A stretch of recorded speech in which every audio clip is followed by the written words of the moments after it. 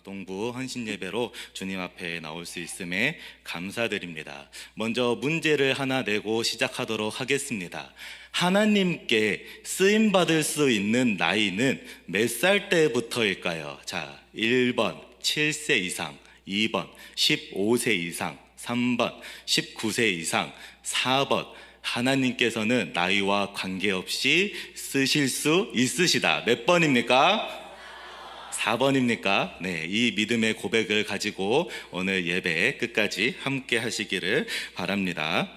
어느 날 굉장히 이슈가 되었던 유튜브 영상 하나가 있었습니다. 그 영상은 이제 그 썸네일 한번 띄워주시겠습니까? South Korea is over라는 이 주제로 쉽게 말해서 한국은 끝났다라는 이 유튜브 영상이 떴었습니다. 이 유튜브 영상은 이게 어떠한 개인이 만든 것이 아니고 구독자가 굉장히 많은, 그리고 이 사회 문제에 대해서 굉장히 철저하고 면밀하게 분석하는 유튜버가 거의 기관과도 다름이 없습니다. 몇천 명의 구독자를 가지고 있는 유튜버가, 해외 유튜버가 만든 영상이었습니다. 한국은 끝났다라고 하는 이 제목의 유튜브 영상의 내용을 간략하게 설명하자면은, 먼저 2060년이 되면 우리가 오늘 알고 사랑하는 한국은 더 이상 존재하지 않을 것이라 라고 말을 하고 있습니다. 출산율이 0.7%이기 때문이다 라고 말을 합니다.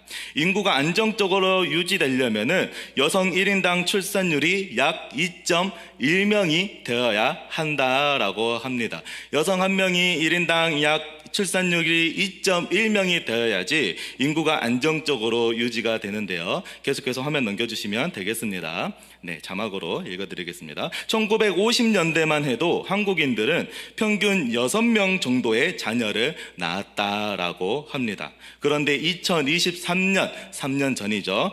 여성 1인당 출산 인구가 0.72명으로서 역사상 최저 수치를 보였다라고 합니다. 이렇게 낮은 수치를 보이는 나라조차도 없다라고 합니다. 우리나라 역사 가운데에서도 최저 수치인데 이 수치가 정말 모든 나라를 비교해도 가장 낮은 수치라고 합니다. 자, 이 수치가 어떠한 수치냐? 4세대가 지나면은 100명의 한국인들은 5명으로 줄어든다라고 합니다. 네, 극단적으로 비교해 보자면은 저희 이쪽의 권사님들이 이 두 좌석을 가득 채웠을 때 한 세대가 지나면은 어떻게 되냐면은 이 한 줄의 좌석의 절반 조금 넘게 그 다음 세대가 존재하게 된다라는 거예요. 그러면은 이 절반 조금 넘은 세대가 존재하게 되면은 또 한 세대가 지나면은 이 자리에 그 자녀들이 4분의 1도 안 차게 되는 수치라는 것입니다. 4세대, 우리 손녀, 손자가 있는 권사님, 장로님 있으시죠? 그 손자, 손녀가 3세대인데 그 다음 세대가 지나면은 100명이었던 인구가 5명으로 줄어들게 된다고 합니다. 하지만 우리는 이 문제를 인식하지 못하고 있습니다. 인구 문제는 마치 화물 열차와 같습니다. 화물 열차가 다가올 때는 멀리서는 희미하게 그 소리가 들리다가 어느 순간 그 열차를 발견했을 때는 그 속도에 피하지 못하고 치이는 것과 같습니다. 다음 그래프를 보면은 인구가 2060년에는 인구가 30%가 줄어들어서 불과 35년 만에 1600만 명의 한국인들이 사라진다라고 합니다.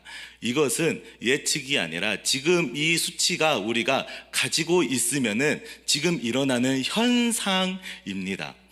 우리가 앞으로 출산율이 낮아지면 이렇게 될 거야가 아니고 지금 있는 출산율로 갔을 때 이렇게 된다라는 것입니다. 그래프 보면은 아래쪽에서 0세, 10세, 20세, 30세 이렇게 올라가고 그 위쪽에 80세, 90세, 100세 이렇게 올라갑니다. 그래프의 모양이 어떠합니까? 역피라미드를 보는 것 같지 않습니까? 2060년이 되었을 때 한국인의 절반이 65세 이상이 된다라고 합니다. 한국에 거주하는 국민의 절반이 65세 이상입니다. 절반이. 다음을 보면은 그때 5세 이하 유아는 전체의 1%에 불과하다라고 합니다. 제가 만약 2060년에 저의 아들 유한이를 낳았으면은 유한이는 대한민국의 1%가 되는 거예요. 1%가. 네. 어떻습니까? 이 출산율로 인하여서 이제 한국은 끝났다라고 유튜브에서는 말을 하고 있습니다. 굉장히 정확한 지표로 지금 말을 하고 있는 거예요. 한국에서는 25년 후, 30년 후에는 문화라든지 경제라든지 한국의 군대라든지 그 어느 것 하나 지탱하기가 쉽지 않을 것이라고 말하고 있습니다. 다음 사진 한번 볼까요? 다큐멘터리의 사진인데요. 자, 이 뒤쪽 앞쪽으로 많이 있는 학년이 6학년입니다. 6학년이고 저기에 조그만하게 모여있는 학년이 1학년입니다. 1학년. 네. 초등학교에서도 벌써 이렇게 숫자의 격차가 눈에 띄게 보이기 시작합니다. 뉴스가 나왔습니다. 어떤 뉴스냐면은 119년의 전통 광주 중앙초교 알고 있지 않습니까? 저희하고 멀지 않는 곳에 있는 충장로 쪽에 있는 광주 중앙초교의 2026년 뉴스입니다. 올해 신입생이 0명이라고 합니다. 중앙초교뿐만이 아니라 수많은 전남의 학교들, 전국에 있는 학교들이 신입생이 없다라고 합니다. 자, 사회의 저출산 문제는 아마 뉴스로 많이 들으셨을 겁니다. 하지만 우리가 정말 정확한 지표로 지금 나와 있는 현상을 살펴보니 생각보다 심각한 상태임을 알 수가 있습니다. 교회는 어떻습니까? 교회는 사회와 동떨어져 있지는 않습니다. 교회 마찬가지로 다음 세대에 대한 논의와 문제점들이 끊임없이 제기되어 오고 논의가 되어 오고, 그리고 교회에 다음 세대가 없을 것이다. 한국 교회는 앞으로 문을 닫게 될 것이다. 유럽과 미국의 큰 교회들이 문을 닫고 클럽이나 술집처럼 변하는 것처럼 한국 교회도 머지않아 그렇게 될 것이다. 희망이 없다라고 말을 많이 하고 있습니다. 저출산 문제는 곧 사회적인 문제뿐만이 아니라 교회의 다음 세대의 문제이기도 합니다. 이것을 벗어날 수는 없습니다. 이 문제를 외면할 수는 없고, 교회의 다음 세대가 사회 말고 다른 곳에서 갑자기 어느 날 뚝 떨어져서 오지는 않습니다. 그러나 사회적인 문제가 있다고 해서 교회가 무너지겠습니까? 사회적인 문제로 인해서 교회의 희망도 사라지겠습니까? 사회의 문제로 인하여서 교회가 문을 닫겠습니까? 그렇지 않을 것입니다. 오늘 본문에 나온 사무엘상 상황을 먼저 보면은, 사무엘상 이전에 사사기 상황을 보면은 여호수아 이후 세대가 다음 세대로 일어나는 것이 아닌 다른 세대로 넘어가서 여호와를 알지 못하였다고 합니다. 사사기 2장 10절을 제가 읽겠습니다. 그 세대의 사람도 다 그 조상들에게로 돌아갔고, 그 후에 일어난 다른 세대는 여호와를 알지 못하며 여호와께서 이스라엘을 위하여 행하신 일도 알지 못하였더라. 가나안 땅 정복 전쟁에 참여하였던 그 기쁨과 그 하나님의 은혜를 맛보았던 여호수아의 시대, 그 바로 다음 시대, 그 바로 다음의 세대들에게 그 믿음이 전해져야 하는데, 성경에서는 다음 세대가 일어났다고 하지 않고 다른 세대가 일어나서 여호와를 알지 못하였다고 말을 하고 있습니다. 그 이후에 사사기의 상황을 보면은 이스라엘 백성들은 끊임없이 여호와의 목전에 악을 행하고, 하나님께서는 그 이스라엘 백성들에게 은총을 베풀어서 사사를 보내어 주시고, 그럼에도 불구하고 이스라엘 백성들은 다시 한번 여호와의 목전에 악을 행하고, 하나님은 다시 사사를 보내주고, 이스라엘 백성들은 또 악을 행하고, 이렇게 반복되는 것을 볼 수 있습니다. 이러한 사사 시대를 지나서, 이러한 사사 시대 가운데 이제 사무엘상이 시작되는데, 이 시작은, 사무엘상의 시작은 임신하지 못하는 한나와 영적으로 무능력한 제사장 엘리가 나오게 됩니다. 먼저 엘리 제사장이 어떻습니까? 엘리 제사장은 자신의 고통으로 인해서 여호와께 통곡하며 기도하는 한나의 모습을 단순히 취한 것으로 여겨버리고 맙니다. 사무엘상 1장 12절에서 13절 말씀 함께 읽겠습니다. 그가 여호와 앞에 오래 기도하는 동안에 엘리가 그의 입을 주목한즉 한나가 속으로 말하며 입술만 움직이고 음성은 들리지 아니하므로 엘리는 그가 취한 줄로 생각한지라. 아멘. 한나가 자신이 임신하지 못하는 그 고통스러운 마음으로 인하여서 하나님 앞에 기도하는데, 여호와께 기도하는데, 근데 그 모습을 본 엘리가, 일반 사람도 아니고 제사장으로 섬기고 있는 엘리가, 영적의 지도자인 엘리가 한나가 기도하는 그 모습을 보고 어떻게 생각합니까? 취한 줄로 여겨버립니다. 취한 줄로 생각합니다. 완전히 영적으로 무능한 제사장이 이스라엘 사회에 있는 것을 볼 수 있습니다. 만약에 우리가 새벽 예배 가운데 나와가지고 나의 고통을 여호와 앞에 토로하고 있는데 담임 목사님께서 아니면은 어떤 목사님께서 오셔가지고 여기에서 이렇게 취하지 마시고, 술에 취해서 여기 오시 마시고 나가시죠 하면은 그 마음의 상처가 어떻겠습니까? 그 영적인 상태가 무엇이라고 말을 할 수 있겠습니까? 이게 엘리의 현 상태였습니다. 그뿐만 아닙니다. 엘리 제사장이 이러면은 그 자식들이라도 여호와 앞에 반듯하게 서야 무언가 희망이라도 보일 텐데, 그의 자식들은 어떻습니까? 엘리의 자식들은 제사로 드리는 고기를 자기 마음대로 취해버립니다. 갈고리에 걸려서 나오면 다 내 거라고 해버리고, 심지어 제사를 돕는 여인들과 동침하기까지 합니다. 엘리가 그의 아들들에게 훈계하는 듯 하지만 도저히 그들을 신앙과 믿음으로 잡아낼 수 없는 그러한 영적 무능력 상태가 다시 한번 보입니다. 제사장 직분임에도 불구하고 이스라엘 백성의 고통과 기도를 들여다보지도 못하고 자기 자식들을 제대로 믿음과 신앙으로 양육하지도 못하는 이러한 답답한 상황, 이것은 단순히 엘리 제사장 한 명의 영적인 상태만 나타낸 것이 아니라 이스라엘 사회가 얼마나 어두움 가운데 있는지 알 수 있는 것입니다. 이러한 엘리의 상태를 성경의 말씀에서는 눈이 점점 어두워 간다라고 합니다. 성경 말씀 가운데 눈이 어두워 간다라고 하는 것은 단순히 육체적으로 눈이 잘 안 보인다, 시력이 나빠진다라는 것을 말을 하는 것이 아니라 그의 영적인 상태까지 어두워지는 것을 말을 하고 있습니다. 제사장과 그의 아들이 이러한 상황입니다. 그 이스라엘 사회가 얼마나 혼란스러웠겠습니까? 그뿐만이 아닙니다. 사무엘상 시작했을 때에 또 누구도 나옵니까? 한나가 나옵니다. 이 한나의 상태는 불임입니다. 임신을 하지 못합니다.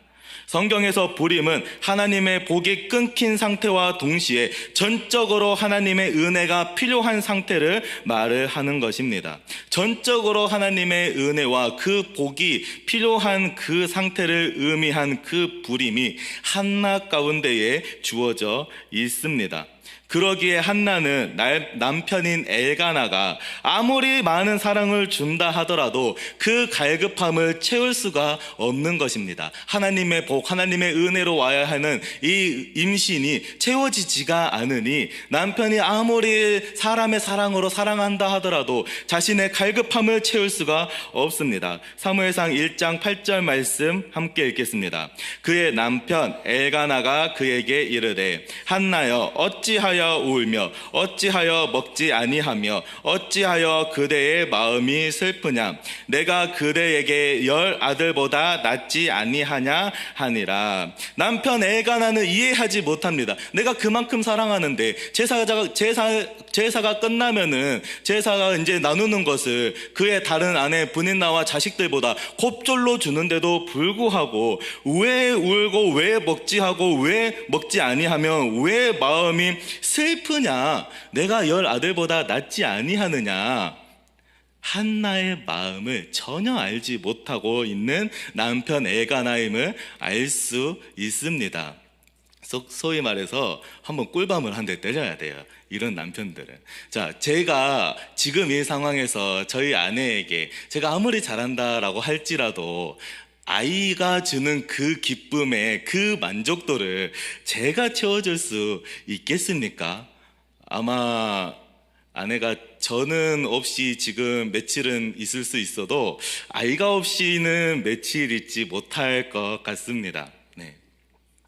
엘가나는 임신하지 못하는 한나에게 자신보다 10아들보다 낫지 아니하느냐라고 말하지만, 한나가 필요한 것은 전적인 하나님의 은혜, 하나님의 복으로부터 오는 임신과 출산이었습니다. 한나는 그것을 갈급해 왔습니다. 이러한 상황 가운데에서 사무엘상 1장을 보면은 우리의 마음이 참 답답해집니다. 무능한 제사장과 임신하지 못하는 이스라엘 백성의 한나, 이 상황 가운데에서 하나님의 복과 은혜는 어디에서도 찾아볼 수 없고, 하나님께서 이 이스라엘 사회를 회복하시고 이 이스라엘 사회에 함께 하실 거라는 그 신앙과 믿음이 회복될 것이라는 그러한 희망이 보이지 않고 있는 상황입니다.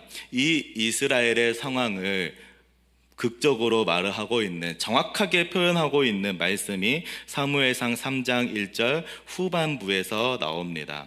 저희 함께 읽겠습니다. 시작. 여호와의 말씀이 희귀하여 이 상이 흔히 보이지 않았더라. 여호와의 말씀이 희귀한 시대, 이 상이 흔히 보이지 않는 시대, 암흑기와 같은 시대, 회복이 없을 것만 같은 시대, 그 시대 가운데에 이스라엘 백성들이 살아갔다는 것입니다. 황폐한 세상입니다. 그 땅에 기근이 찾아온 것입니다. 양식이 없어서 우물에 물이 나오지 않아서 찾아오는 기근이 아니라 여호와의 말씀의 부재로 인한 기근이자 황폐함이었습니다. 정말 큰 문제는, 정말 큰 기근은 우리에게 양식이 떨어져서가 아닌, 우리에게 물이 떨어져서가 아닌 여호와의 말씀이 희귀하였을 때 그 땅은 그 어느 시대보다 황폐합니다. 우리 아모스서 8장 11절 말씀 제가 읽겠습니다. 주 여호와의 말씀이니라. 보라, 날이 이를지라 내가 기근을 땅에 보내리니 양식이 없어 주림이 아니며 물이 없어 가람이 아니요 여호와의 말씀을 듣지 못한 기갈이라. 아멘. 이 기갈이 이스라엘 그 땅에 찾아온 것입니다. 여호와의 말씀이 희귀한 시대, 이상이 희귀한 시대. 그렇지만 하나님께서 이 상황 가운데에서 이스라엘 백성을 포기했다라고 말할 수 있겠습니까? 하나님께서 이제 회복 불능한 상황까지 이스라엘 백성들이 왔다라고 우리가 말을 할 수 있겠습니까? 이 이스라엘 상황 가운데에서도 하나님은 회복을 일으키십니다. 하나님은 이 그 땅 가운데에서도 반전을 일으키십니다. 이러한 상황을 가만 내버려 두시지 아니하고 이스라엘 백성을 포기하지 않으시고 다시 자신의 백성을 일으켜 사용하시기를 원하십니다. 그 시작의 단계가 무엇입니까? 한나의 임신입니다. 한나의 임신하지 못한 한나가 고통 중에 기도한 그 결단으로 인하여서 하나님께서는 한나를 임신하게 하시고 사무엘을 낳게 하십니다. 사무엘상 1장 11절 말씀에 이렇게 말합니다. 서원하여 이르되 만군의 여호와여, 만일 주의 여종의 고통을 돌보시고 나를 기억하사 주의 여종을 잊지 아니하시고 주의 여종에게 아들을 주시면 내가 그의 평생의 그를 여호와께 드리고 삭도를 그의 머리에 대지 아니하겠나이다. 아멘. 삭도를 머리에 대지 않는다는 것은 하나님께 드리는 나신인으로 바친다라는 것입니다. 그토록 원하는 자녀, 그토록 원하는 그 임신과 출생이 있지만 이것을 내 것으로 하지 아니하고 하나님께 드린다라는 것입니다.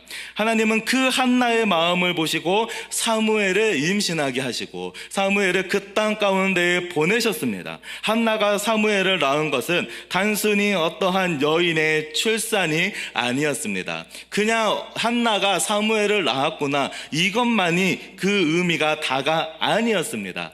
한나가 출산한 이후에 기도를 하는데 그 기도의 내용이 이러합니다. 너무 길어서 제가 넘어가면서 읽겠습니다. 1절에 보면은 한나가 기도하여 이르되 내 마음이 여호와로 말미암아 즐거워하며 내 뿔이 여호와로 말미암아 높아졌으며 내 입이 내 원수들을 향하여 크게 열렸으니 이는 내가 주의 구원으로 말미암아 기뻐함이니라. 7절부터 보겠습니다. 여호와는 가난하게도 하시고 부하게도 하시며 낮추기도 하시고 높이기도 하시는도다. 가난한 자를 진토에서 일으키시며 빈궁한 자를 거름더미에서 올리사 귀족들과 함께 앉게 하시며 영광의 자리를 차지하게 하시는도다. 땅의 기둥들은 여호와의 것이라. 여호와께서 세계를 그것들 위에 세우셨도다. 그가 그의 거룩한 자들의 발을 지키실 것이요 악인들을 흑암 중에서 잠잠하게 하시리니 힘으로는 이길 사람이 없으리로다. 여호와를 대적하는 자는 산산이 깨어질 것이라. 하늘에서 우레로 그들을 치시리로다. 여호와께서 땅 끝까지 심판을 내리시고 자기 왕에게 힘을 주시며 자기의 기름 부음을 받은 자의 뿔을 높이시리로다 하니라. 아멘. 이 기도가 어떻게 개인의 기도라고 할 수 있겠습니까? 이 기도가 어떻게 그냥 한 개인의 출산으로 인하여서 나온 기도라고 할 수 있겠습니까?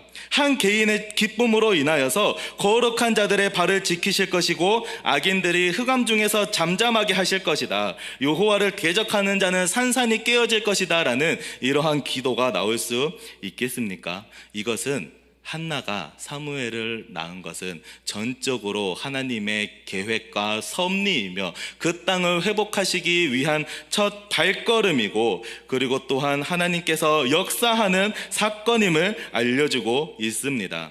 하나님은 모든 상황 가운데에서도, 이스라엘의 그 상황 가운데에서도 포기하지 않으시고 그 희망을 꺼뜨리지 아니하였습니다. 사무엘이 아직 아이였을 때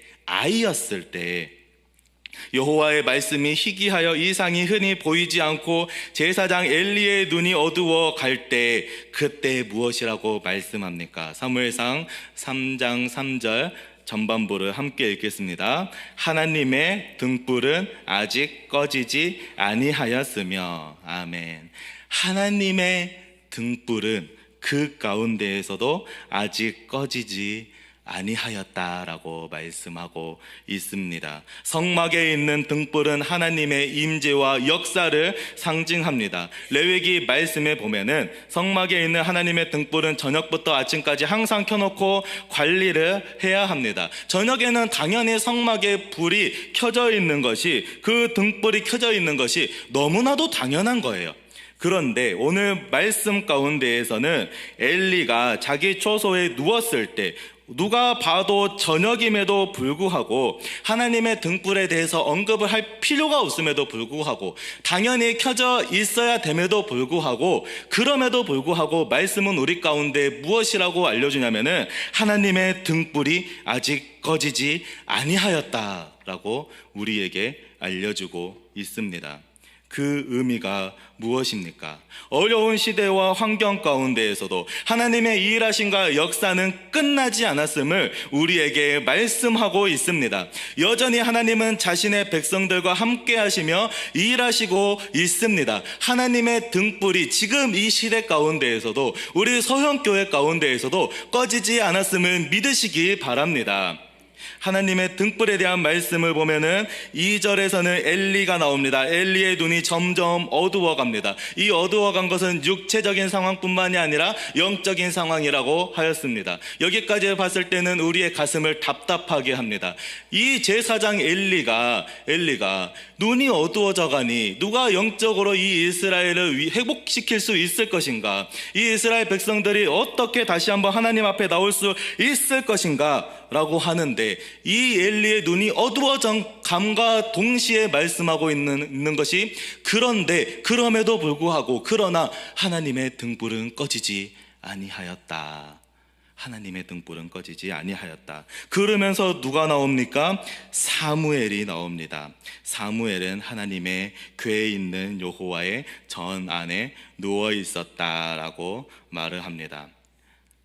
하나님의 등불은 꺼지지 않고 하나님은 자신의 이스라엘 백성들, 자신의 백성들을 여전히 돌아보사 그들과 함께 하시고 그들에게 역사하시고 그리고 그들 가운데에서 반전을 회복을 일으키시기 원하는데, 그 어려운 시대 가운데에서 하나님께서 누구를 부르셨습니까? 말씀이 희귀하고 이상이 흔히 보이지 않는 그 시대 가운데에서 하나님은 누구를 부르십니까? 우리 사무엘상 3장 1절 말씀 함께 읽겠습니다. 시작. 아이 사무엘이 엘리 앞에서 여호와를 섬길 때에는 여호와의 말씀이 희귀하여 이상이 흔히 보이지 않았더라. 아멘. 사무엘이 어떤 때입니까? 아이일 때입니다. 아이일 때. 하나님께서는 아직 아이인 사무엘을 말씀이 희귀한 때, 이상이 흔히 보이지 않은 때 그 아이를 부르십니다. 그 아이를 자신의 말씀을 들려주십니다. 힘이 센 장정도 아니었습니다. 지혜로운 노인도 아니었습니다. 하나님께서 부르신 것은 아이 사무엘이었습니다. 그렇다고 그 아이 사무엘이 아주 특별한 능력을 가지고 있었느냐, 아주 특별하게 믿음이 좋고 이 아이만이 가지고 있는 무언가가 있었느냐, 그렇지 않습니다. 사무엘상 3장 7절에 하나님께서 사무엘을 부르셨을 때 사무엘의 모습을 말씀에서 이렇게 말을 합니다. 사무엘이 아직 여호와를 알지 못하고 여호와의 말씀도 아직 그에게 나타나지 아니한 때라. 아멘. 여호와를 알지 못한다는 것은 사무엘이 하나님에 대한 존재 자체를 전혀 알지 못한다는 것이 아닙니다. 그 전에 사무엘은 여호와의 성막에서 자라나고 있었고 그 전에 그 제사장의 옷까지도 입은 사무엘이었습니다. 여호와를 모를 수가 없습니다. 지식적으로는. 그러나 아직 어린아이와 같은 그런 연약한 믿음이 사무엘에게 있었음을 말씀 가운데에서는 우리에게 알려주고 있습니다. 여호와의 말씀도 아직 듣지 못한 사무엘이었습니다. 여호와를 잘 알지도 못하고 여호와의 말씀도 아직 듣지 못한 사무엘이지만 하나님께서는 그러한 아이 사무엘을 부르십니다. 영적으로 더 뛰어난 사람을 어떻게든 장정을 뽑아가지고 찾은 다음에 너네들이 아이 사무엘을 지도해라, 저 아이들에게 어떻게 힘을 좀 줘라, 말씀을 알려줘라 라고 하는 것이 아니라 내가 친히 연약한 믿음 가운데 있지만 어린아이와 같지만 내가 너를 부르고 내 말을 너에게 전한다라고 사무엘을 부르는 것입니다. 사랑하는 성도 여러분, 우리 첫 번째 제가 했던 질문을 다시 한번 생각해 보겠습니다. 하나님께서 쓰실 수 있는, 하나님께서 우리의 인생을 사용할 수 있는 나이는 언제부터입니까? 7세부터입니까? 15세부터입니까? 19세부터입니까? 학생은 벗어나야 합니까? 그렇지 않으면 믿으시기 바랍니다. 하나님께서 쓰시기로 작정한다면 아이나 노인이나 누구나 하나님의 일을 할 수 있음을 믿으시기 바랍니다. 하나님의 역사가 그 가운데 있을 수 있음을 믿으시기 바랍니다. 우리 아이들을 다음 세대라고 하지만 그 말은 지금 시대에는 일을 하지 않는다라는 것이 아닙니다. 지금 시대에는 그냥 마냥 준비하고 초등학교를 벗어날 때 혹은 고등학교를 벗어날 때 혹은 대학생이 벗어나서 사회로 갈 때 그때 하나님의 일을 해야지라는 의미로 다음 세대라고 부르는 것이 아닙니다. 다음 세대인 우리 아이들도 영유치부도, 아동부도, 학생부도, 청년대학부도, 청년부도 다음 세대인 우리 모든 이 아이들과 성도님들이 지금 세대를 살아가고 있고 하나님께서 원하신다면, 하나님께서 쓰임받기 원한다면, 하나님께서 쓰시기로 작정하신다면 지금 이 시대 가운데에 하나님의 일을 할 수 있음을 믿으시기 바랍니다. 예수님께서 오병이어의 기적을 일으키실 때 누구를 사용하셨습니까? 요한복음 6장 9절 말씀 함께 읽겠습니다. 시작. 여기 한 아이가 있어 보리떡 5개와 물고기 2마리를 가지고 있나이다. 그러나 그것이 이 많은 사람에게 얼마나 되겠사옵나이까. 아멘. 제자가 말하기를 여기 한 누가 있다 그럽니까?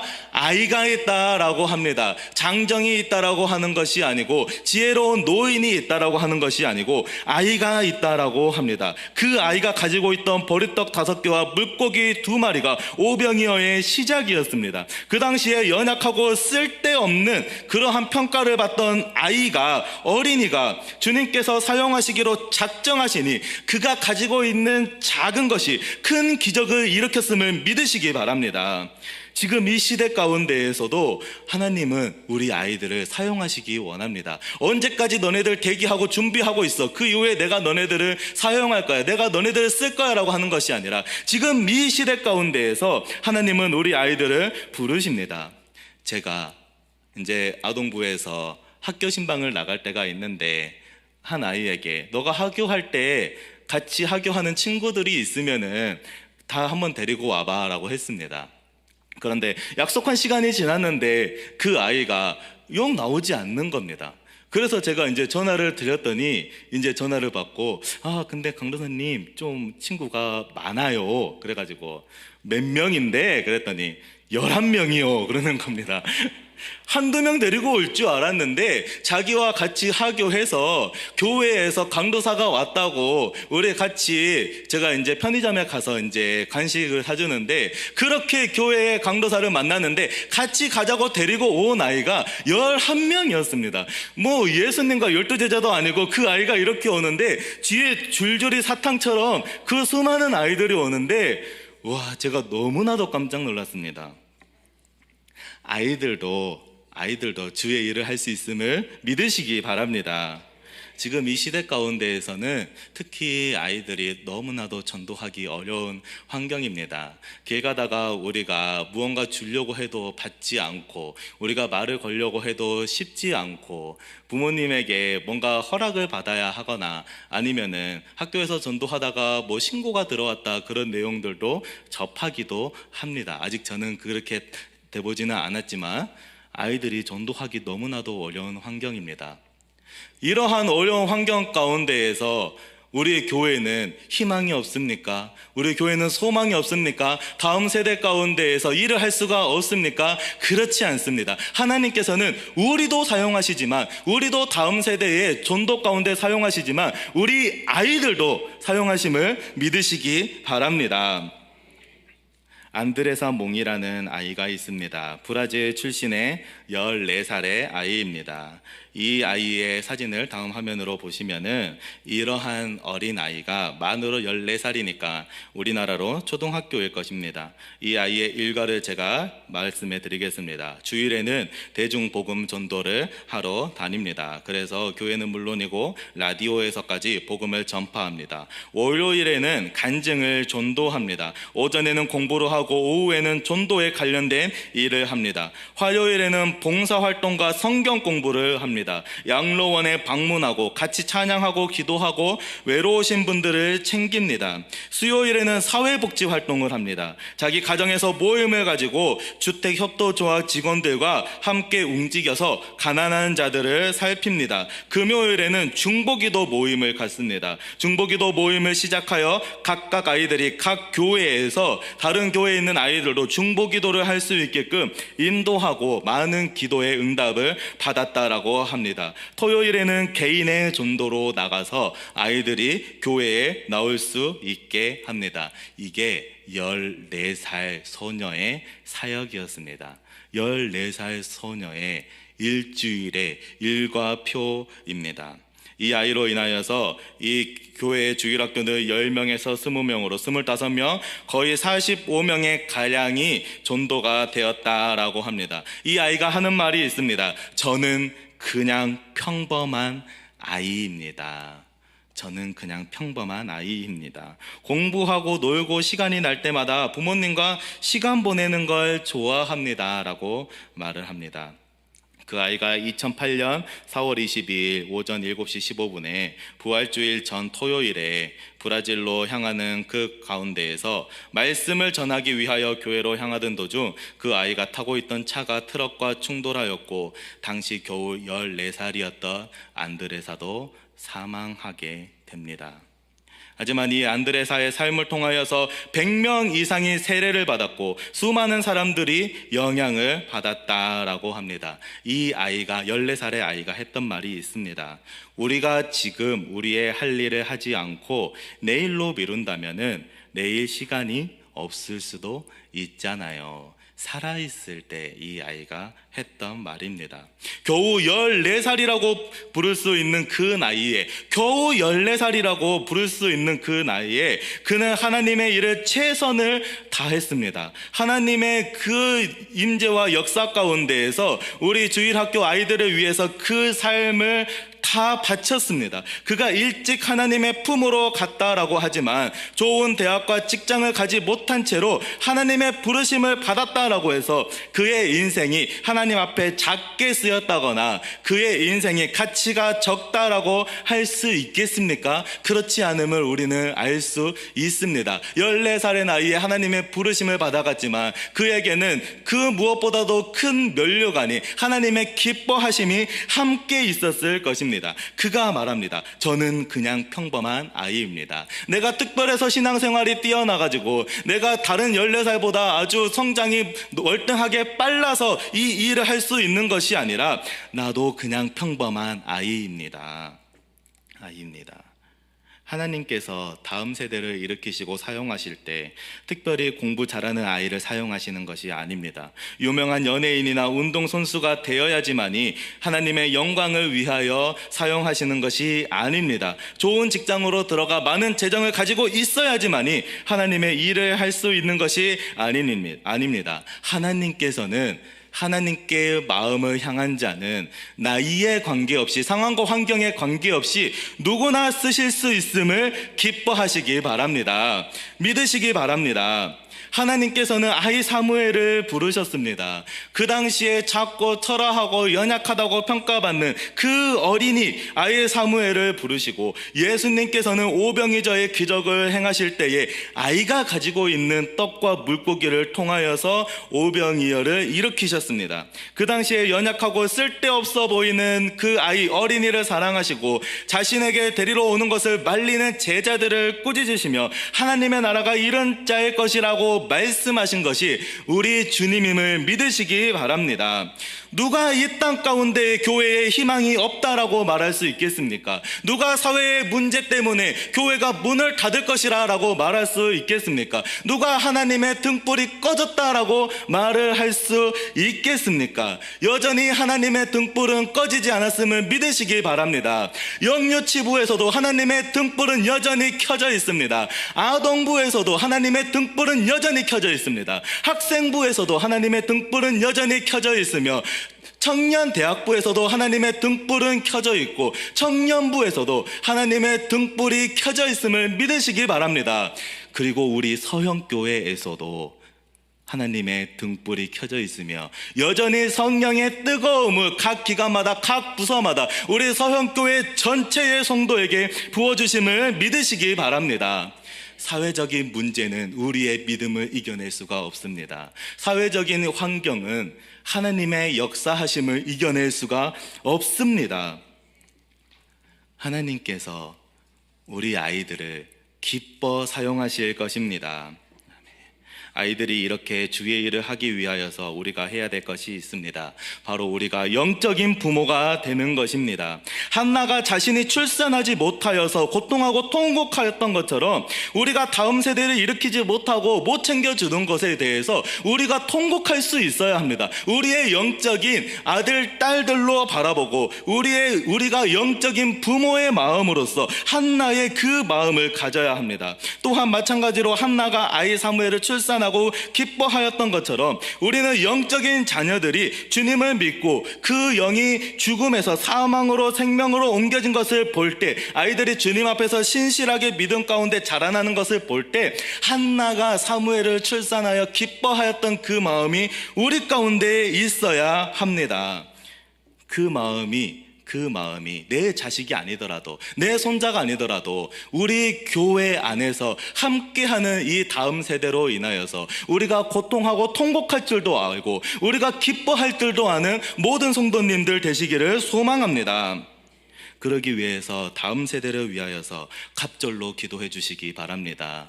정말 갑절로 기도하여서 주님, 이 아이들 만나주시고 이 아이들 사용하여 주시옵소서. 이 시대 가운데에 주님의 백성으로 자라나게 하여 주시옵시고 하나님의 자녀로서 성장하게 하여 주시옵소서. 갑절로 기도해 주시기 바랍니다. 또한 믿음의 자녀가 거룩하게 살아갈 수 있게 우리가 모범을 보여야 합니다. 우리는 영적인 부모입니다. 아이는 부모의 모습을 보고 자랍니다. 이 아이들이 평소의 모습은 가정에서 부모의 모습을 보고 자랄 수 있을진 모르겠지만 신앙적인 영적인 모습은 우리를 보고 자람을 믿으시기 바랍니다.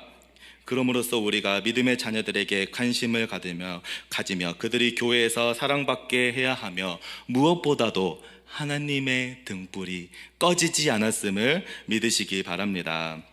말씀을 마치도록 하겠습니다. 어떠한 시대에서도 소망이 없는 것과 같을 때에도 하나님의 일하심은 멈추지 않았고 부르심은 끊기지 않았습니다. 특히 어린아이를 사랑하시는 주님은 그들을 통하여서 일하기를 기뻐하십니다.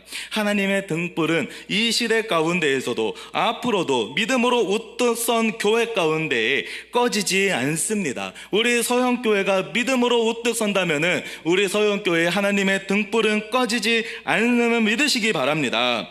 우리 서영교회 가운데 다음 세대가 사무엘과 같이 어렸을 때부터 하나님을 알고 섬기며 쓰임받을 수 있게, 우리 다음 세대가 그렇게 자라날 수 있게 모두 함께 기도해 주시고 다음 세대를 위하여서 우리 또한 하나님께 쓰임받는 모든 성도님들 되시기를 소망합니다.